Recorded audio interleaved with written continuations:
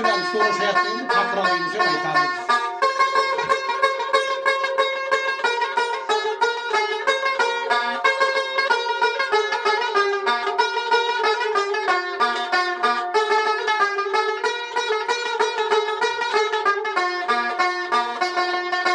Köp e'tibor berildi, paydi vazlar kuruldu.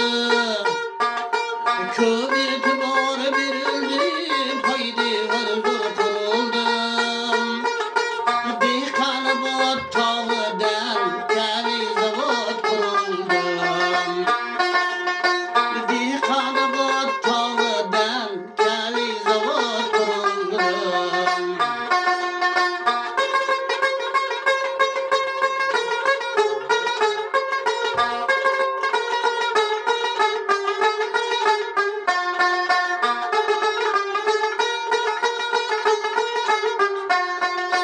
Köp dimoqlar choq bo'ldi, ko'pning yuzi oq bo'ldi.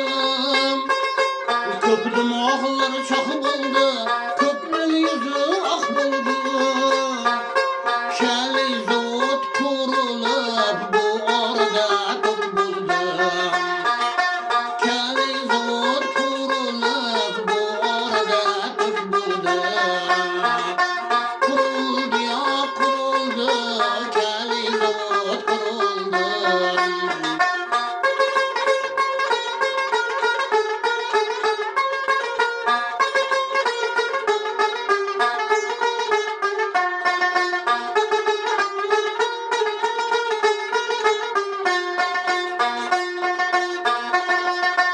Açıldı kanlı gözleri, köp ekan gözlerim. Açıldı kanlı gözleri, köp ekan gözlerim. Bo'lib turar eksport, kali zavod kızlarım. Bo'lib turar eksport, kali zavod kızlarım.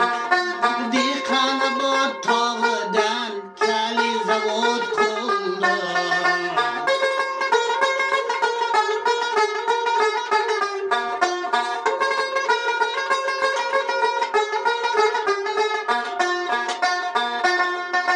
Bu zavodning baxti bor, ishlari qancha shaxtiyar.